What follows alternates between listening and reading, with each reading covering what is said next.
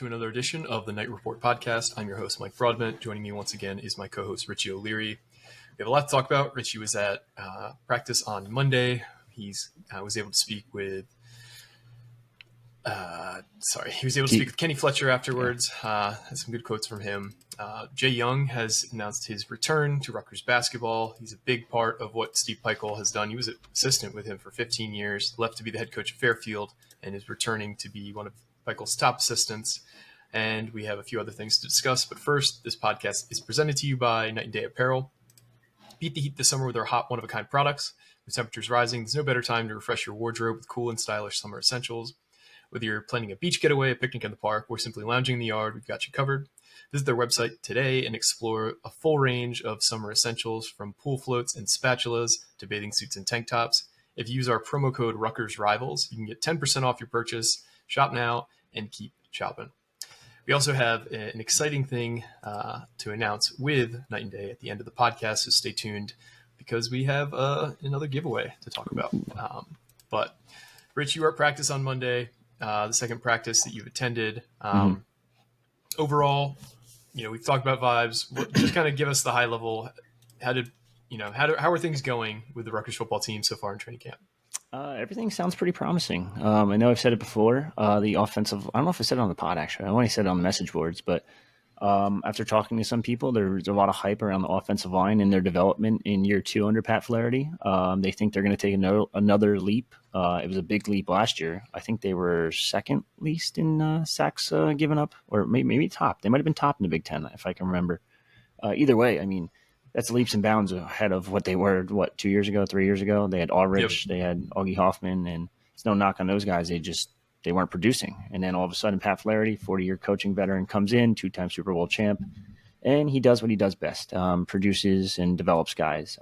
We've seen Holland Pierce take jumps. We've seen Brian Felter go from not even reserve, but like back end of the bench, like a guy we thought was going to end up transferring to full-fledged all Big Ten guy in preseason.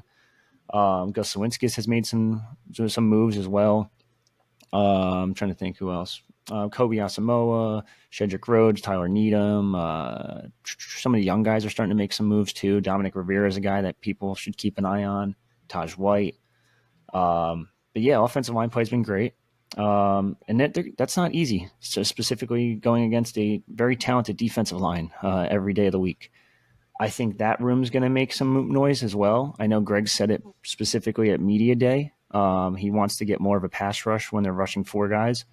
I know Aaron Lewis talked the other day with some guys, and after just overhearing him, he can't stop raving about Wesley Bailey's development and how much bigger, faster, stronger he's gotten. We talked to Kyonte Hamilton Monday, and he spoke very highly about the defensive line room. He's actually the veteran of the group, and I didn't realize he's a fourth-year senior, and I'm just sitting there like, oh my God, like, dude, you were just a freshman like a year ago, I thought. But it is crazy. And then we also talked to Kenny. I got to talk to Kenny Fletcher, and he spoke pretty highly about his switch to tight end. It's just such an interesting move for him to go from reserve, maybe backup defensive end, to full-fledged tight end 1, basically. Mm-hmm. You can argue he's still in a battle, but the tight end they talk about the most, that Greg talks about the most, is always Kenny Fletcher. So you got to assume he's probably going to win that job. But they'll rotate in at tight end as well. He loves the violence of the blocking, he was telling me. He goes, it's just so nice to be so violent as a defensive end, and it just translates really well to tight end.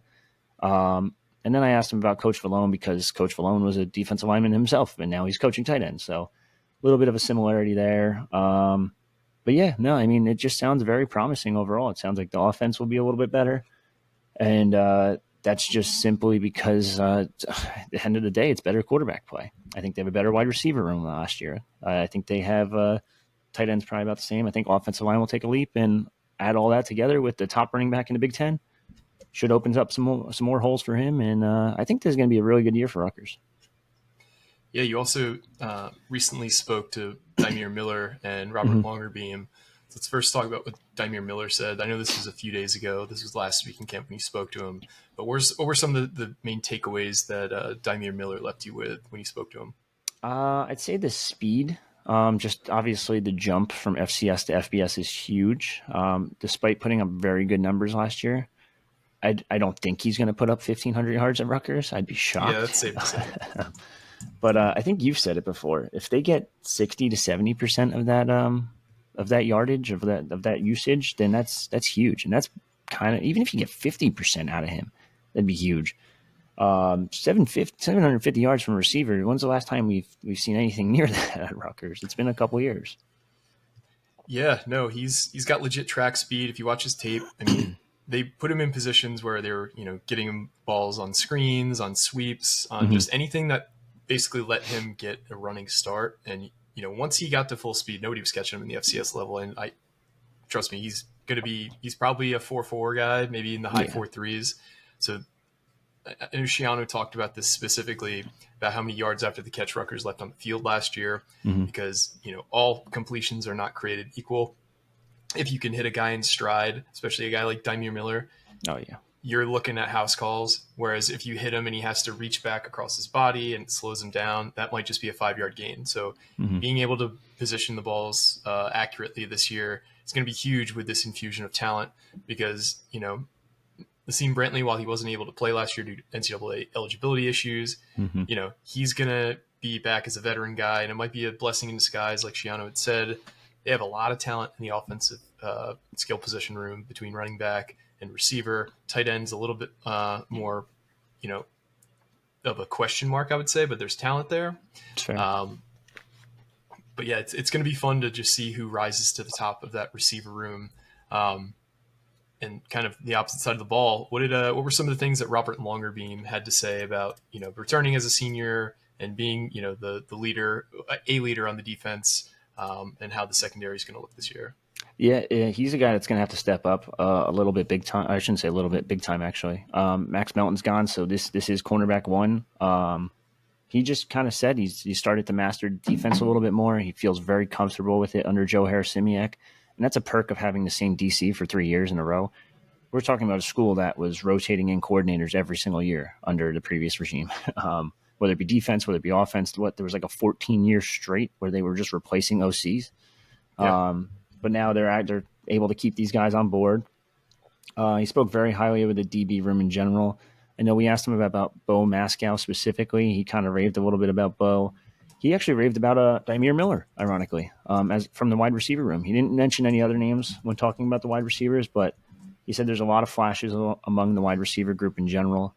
And those are probably two future NFL guys going back and forth between Miller and Longerbeam. And there's probably, I mean, the entire secondary is probably headed to the NFL at some point. But yeah, he didn't really mention anything else. He was very quiet, very just well-spoken about the team, just very high on the team. You could see the energy of these guys, whether they're not really saying anything, but the way they're talking about it in person. Like, there's just a lot of hype building, and they know that. They're trying to tune it out a little bit just because you want to focus on one game at a time. You don't want to, you want to go 1-0 every week, as a wise former Rutgers coach used to say. But yeah, no, he said they all just are really gelling pretty well as a group. Now, my concern is probably cornerback 3. Because it's Mascow or Al-Shadi Salam, but they're a little bit younger, a little bit newer to the position. But I think at the end of the day, the secondary is still going to be a big-time strength. And Bo Mascow is a guy last year who I know you privately had told me was somebody the staff is very high on, who had made flashes in practice and camp, but had an eligibility issue that didn't get resolved until the bowl game. So he was able to redshirt, and that might be another blessing in disguise for the program. But I expect him to just jump right into the rotation, whether it be, the starting, nickel back, or being a heavy contributor in terms of rotating in. And like we've said time and time again, if there's anything to trust the staff blindly with, it's defensive backs. You look at the guys that came over from Minnesota. The biggest standout is Flip Dixon, who was coached there by Joe Harris-Simiak, and Shiano has put countless guys in the NFL. So I have no doubt that we're going to have more rising stars in the secondary this year. It's just a matter of who it is. Yeah, I'd probably keep an eye on like Zylan Williams. I think he's a young guy that's starting to show some flashes. I was told Kevin Levy's a guy to keep an eye on, the speedster freshman. Now, looking back, I'm trying to think, was it Avery Young where they just shoved him out there freshman year and he was just like, hey, go, there you go. You're a starter now. Like, Yeah, I mean, that sounds like something Chris Ash did in 2018 or 2019. I was going to say that earlier with Brian Felter. He's been through such an odyssey of starting as a true freshman, getting benched, sitting out. I don't think he redshirted, but he had that extra COVID year, and now he's back locked in as a starter. Yeah. So, I mean, I'd keep an eye on some of these younger guys at corner specifically. I think, like I said, Kevin Levy's one, Zylan Williams is another. Bo Mascal's technically only a redshirt freshman because he played one game. Yep. And Al Shadi Salam, he's a guy that's translated pretty well over there, and he's probably one of the fastest on the team. He's probably top 5. I'd say top 5 in speed. Yeah, and he started his career as a running back, transitioned to a DB. Zylan Williamson, you mentioned, who was a guy that Rutgers landed. He wasn't the most heralded recruit, but the staff always seemed really high on him. He was a guy who, when they had players talk about who the fastest guy on the team was on the Raymond Bean podcast, Zylan Williamson was a guy that several people mentioned as one of the fastest guys on the team. So they've got legit speed in the secondary all over the place. So it'll be exciting, like I said, to see who rises to the top and who kind of has those breakouts. That's my favorite thing about each training camp and first few games is there's always a handful of breakout young players. It's just a matter of who it's going to be and who's now ready for the moment. Yeah, so we'll wait and see. So the first scrimmage of fall camp is this Saturday. Is there anything I know you're not going to be able to necessarily talk about everything, but what is the thing you're most excited to see in the scrimmage on Saturday? Probably the quarterback play, but I'm a little biased there. I think everyone wants to see that, so that's just a very basic one. I want to make sure that Ethan is the guy and can create and can complete the very simple passes, whether it be a 5-yard out route, just a simple slant and not Glance throw it. routes, just not throw it 100 miles per hour at the guy's chest or 100 miles per hour over his head.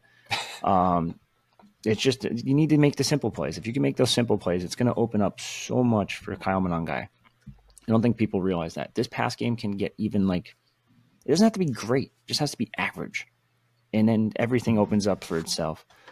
Other than that, offensive line play, kind of curious what's going to happen at that right tackle spot. I think it's still very much up for grabs. That's really it. I mean, I'm just kind of eager to just see the team compete 11 on 11. And this is not like a spring scrimmage where they're kind of rotating 1v2s and experimenting and trying this guy here, trying this guy there. This is like the first legitimate scrimmage of what the team will look like day one against Howard. So I'm just kind of excited to see all that. I mentioned before, cornerback 3, Mascal, Shadi Salam, Zylan Williams, kind of just see who's rotating in there. I've heard some big stuff about Sage Claudius too at safety. So he's a guy I'm going to keep a close eye on, see if he's rotating in a little bit. Wide receiver room. I want to know who's going to win that other spot. I think Dymere Miller's locked in at wide receiver. I know Christian Dremel's locked in at wide receiver. After that, it's kind of a mix and match. Ian Strong's one that they've been kind of focused on a little bit in terms of you see the videos, and that's usually don't do that with reserves. So it kind of tells me he might be a starter. I know Nassim Brantley's finally able to practice and able to do everything. That's nice. We'll see if he can compete for that spot. Benjamin Black is a guy I'm going to keep a close eye on. He was one that we've seen in multiple scrimmages in spring, and it's like, holy hell, like that guy's good. And everyone raved about him. Like Shiana raved about him multiple times. So, and that guy can kind of rotate between slot, between outside. He can kind of do everything. Corey Duff, this is probably one of the deepest wide receiver rooms they've had in quite some time. So that's another position group to keep a close eye on. Yeah, another guy you didn't mention but has had production at Rutgers, Chris Long. He's coming back from an injury last year. And Shiano talked about on he did an interview with some podcast that was on ESPN, or not ESPN, on Big Ten. I forget his name. But he talked about how they typically have, about 6 receivers they like to rotate in. So if you're kind of trying to get an idea of who's going to play significant minutes, look to see, basically what the 2-deep is. That's because their base formations are probably going to be through receiver sets. So those top 6 receivers are going to be very important to take a close look at to see who's going to actually make significant impacts this year. Last thing I have on the football team is the Big Ten does a training camp tour each year. On Monday, they were in Maryland. Yesterday they were in Penn State. And today they're going to be at Rutgers. So you're probably going to see social media posts from the Big Ten Network all day today. They'll have an hour-long show at 8 p.m. tonight on Big Ten Network. It's one of my favorite things of the summer because, we don't get much access to the inner workings of camp. And you basically get an hour-long segment with the host being able to basically say whatever they would like about what they saw. If you remember last year, I think Jerry DiNardo was basically saying that he doesn't expect the passing game to look too good. It has issues with the offense. They were pretty honest about what they saw. They didn't talk about Kyle Monangai breaking out, which I don't think anybody saw. But they have interviews with different players and Shiano. They'll show practice footage. They'll basically have the most access of anybody that you'll get to see all season. Not that you don't have the access, but you just can't. Mm-hmm. You can't post video. You can't talk about it, but they can. So definitely watch that. That'll be, like I said, 8 p.m. tonight on the Big Ten Network. One of my favorite things to look forward to each summer with the football program. I'm excited too because Yogi Roth's joined the team. He's coming over from the Pac-12. If you haven't watched Pac-12 football, he's very knowledgeable when it comes to quarterbacks. Former USC QB's coach for a long time. I think it was 2005 to like 2010, something like that, where they won multiple conference championships, or Pac-10, I guess, back then. He's just very knowledgeable when it comes to quarterback play, and I'm really intrigued to see what he says about Ethan Kaliakmanis. Yeah, same. And he's a Pennsylvania guy too. He played at Pitt. Was college roommates with Larry Fitzgerald. I always thought that was an interesting anecdote from him. Yeah, so we'll see what he has to say. Yep, both excited. Probably have more on that later in the week. Yeah, but. Is there anything else football related you wanted to hit on before we move on to the basketball topics? I think that's pretty much it. Just excited for the scrimmage. We'll have more with Shiano following the scrimmage. Just kind of waiting for game day, basically. Yep, same. We are closing in on 3 weeks away. I think we're currently 22 days away from opening day. Because the game is on a Thursday. It's on Thursday the 29th this year, opening day against Howard. So definitely feeling like football is almost in the air. But yeah, let's talk about basketball now. Like we previously said, Jay Young has returned to the Rutgers basketball coaching staff as an assistant for Steve Peichel and company. They expanded the number of assistants you could have last year from 3 to 5, and he is filling one of those roles. Talk a little bit about why this is such a big deal for the Rutgers basketball program. Number one, just to get a new set of fresh eyes on the program. It helps to have a guy that's been a head coach before, a guy that's known Peichel forever, known what Peichel likes, makes things a lot easier. But he's also been pretty well at developing big men, and not just big men. And I'll get to that in a sec. But like Supreme Cook was one of his guys at Fairfield. And he made him into an all-MAAC guy. They had the 6th man of the year at Fairfield. Now, their record wasn't great by any means. Fairfield's a tough program to win at in the first place. But he had some decent players up there and developed some decent guys too. But also Miles Johnson at Rutgers. Miles Johnson at Rutgers went from 3-star redshirt, out-of-shape freshman to I don't know if he ever won an All-Big Ten selection, but he was pretty damn close. Became one of the premier shot blockers in Rutgers. Should say in Rutgers history, I would say. He developed into a very good, solid big man. Also, like Akwazi Yeboah is another guy that he helped develop at Stony Brook. Akwazi's very high on Jay Young. You see him tweeting about it or posting on Instagram. You see Caleb McConnell posting about it. Gio Baker posting about it. The minute that they hired Jay or rehired Jay Young, all these players were raving about it because he's such a player's coach. And he's not just a player's coach. He's proven that he can develop these guys and take them to that next level. So this is just a huge addition, especially for a big man group that has really no experience. Emmanuel Ogbol only had a couple games last year, and he struggled at times. Lathan Somerville's a true freshman, so it's unknown of what you're really going to get from him from day one. But to have a guy like Jay Young, who's a proven talent developer, especially when it comes to big man coaching, is huge because I think everyone was you saw the big men not tail off, but they weren't developing the way they should have been since his departure. Yeah, a guy you didn't mention is Eugene Mori, Oh, who also came in as a total unknown and developed into one of the best players in the Big Ten by the time he decided to transfer his senior year to Oregon. But yeah, yeah. I would agree that there was a lot of stagnation amongst the big men. You see it in Cliff, where he kind of came in as a raw player, Mm-hmm. developed on defense, but didn't really develop an offensive game. And I agree, the poster child for why Jay Young is such a good coach is certainly Miles Johnson, the Yeah. rare red shirt in college basketball who developed slowly. And by the time he left, as I think he had 2 years of eligibility when he left, but he was Mm-hmm. one of the top big men in the Big Ten. Um, this is also a guy who has known Peichel forever. Like you said, I don't know if you mentioned it on here or off the pod, but he's Peichel's best friend. Like, Yeah. he Very coached with close. Peichel for 15 years between Stony Brook and Rutgers before he took the Fairfield job.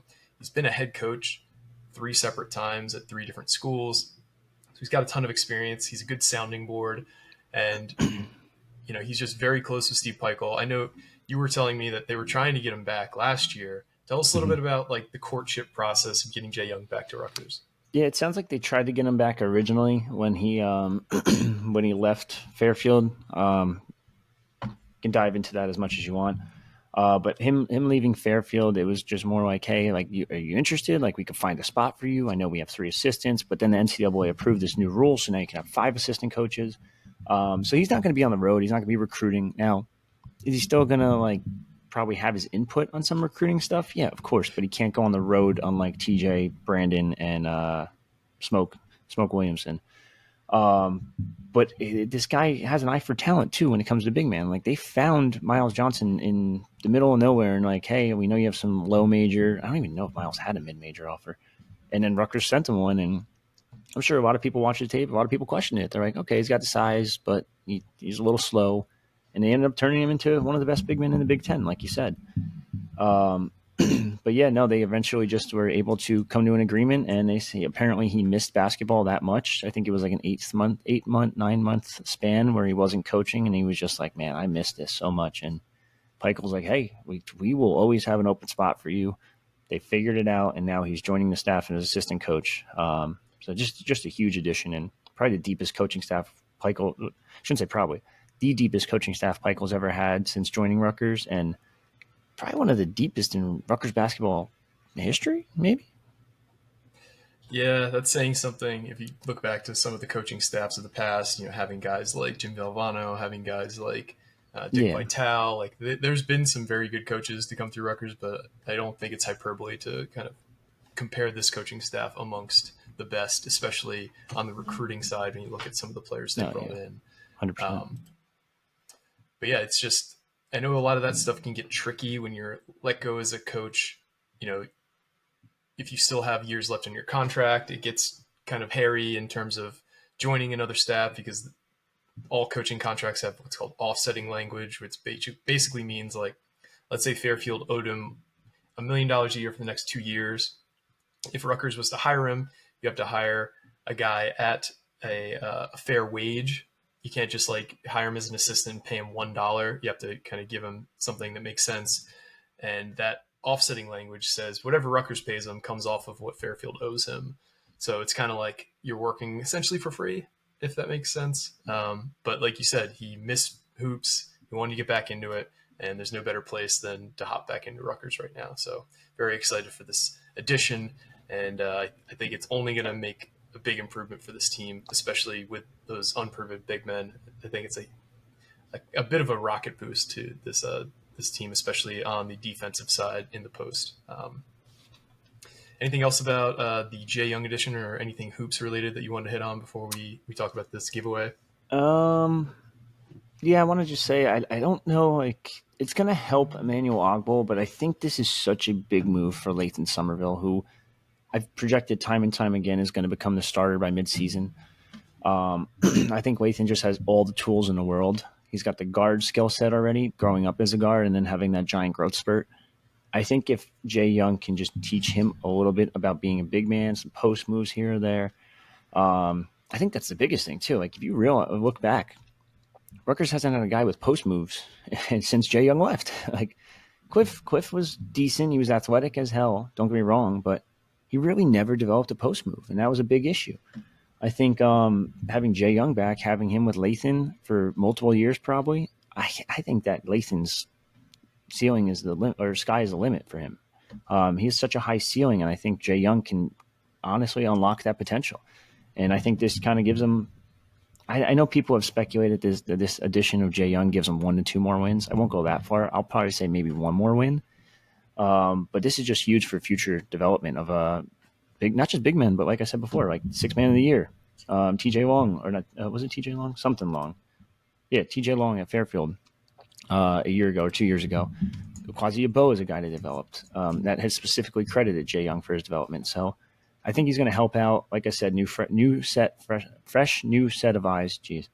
On the program, and just gives another guy with head coaching experience, 30 years of coaching experience. This is a big addition for Rutgers, especially because it's an addition in August that you normally won't get in August. This is like a January, February edition. So shouldn't even say that, more like an April edition, I should say. But still, huge news regardless for Rutgers, and we'll see if they can help the big men. Yeah, and that's kind of probably the biggest loss is when Carl Hobbs decided to go to Virginia or to Georgia Tech last year. He was, you know, the veteran coach who had head coaching experience, and I mean he left. Michael didn't really have another guy who was in the seat that he's in the past to kind of bounce stuff off of. I know Steve Hain has coached, I think, a junior college level, or maybe some smaller school. D3, I think it was D2, something like that. But this is just huge for him to have him back as a sounding board for sure. So yeah, it's a huge pickup for the basketball program, and I think it'll pay dividends, like you said, not only this year but well into the future. Yeah. All right, let's talk about this giveaway. So what we have set up for you guys, we like to do some giveaways to kind of thank you for being loyal listeners. What we're going to do is we're going to give away 3 items, and we want to thank the guys at Night and Day for willing to partner with this. We're going to give away 3 items, individual items from Night and Day's catalog the week before training camp. Now, the way you can be eligible for this giveaway is you have to do 2 things. One is you have to follow Night and Day Apparel on Instagram.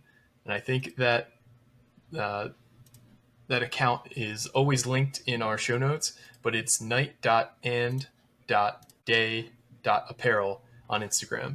So Richie's got it up on the screen. So you have to be following them in order to be eligible for this. You also have to either leave a review on your favorite podcasting platform mentioning Night and Day giveaway. You can get 2 entries for that, or you can write in the comments below in the YouTube video, Night and Day giveaway in your comment, and that will enter you as long as you are also following them on Instagram. So they have a bunch of new products getting rolled out. They have the Loud Cup, which I think we're going to be demoing on a future pod. So apologies in advance for the loud noise that we're going to blast in your ears. Don't worry, we'll warn you before we do it. But they have a lot of good, awesome items. We've highlighted a lot of them, but they're releasing new products every week up until the season. If you click that pod, that's the one. So they got a new all-in Greg Schiano shirt coming out. They got a new unofficial blackout shirt the week at the 15th.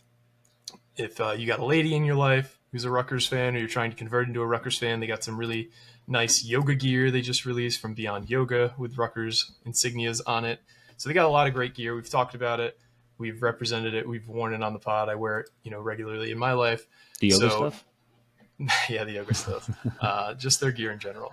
So yeah, that'll be the giveaway. We're going to give those 3 items away, or we'll announce the 3 winners, and you can coordinate with us which items you want. That'll be the week of the Howard game. So you have 3 weeks to follow Night and Day Apparel on Instagram, and also leave a review or a comment in a video to be entered. Sweet. So we're excited about it. That is all I got. Rich, anything else you wanted to talk about before we head out of here today? I think it's Sunday, I believe. Casey Murphy can win gold with the women's soccer team. So it's something. I think it's Saturday morning. Saturday, maybe it's Saturday. You might be right on that. But no, other than that, kind of just getting ready for football. Football. I shouldn't even say getting ready. Getting ready for the season to start. It's like right around the corner. I'm getting that little bit of an itch. I can't wait. I'm going to try to Saturday with the scrimmage. I got to find the Oregon Duck, because if you do the math, he's going to be there on Saturday. and I'm going to try to find him. I need to find him. I need a picture with that guy. That'd be awesome. But yeah, other than that, I mean, just kind of waiting it out. This is kind of a not dull period, but it's kind of dull because there's no recruiting info. It's a dead period completely.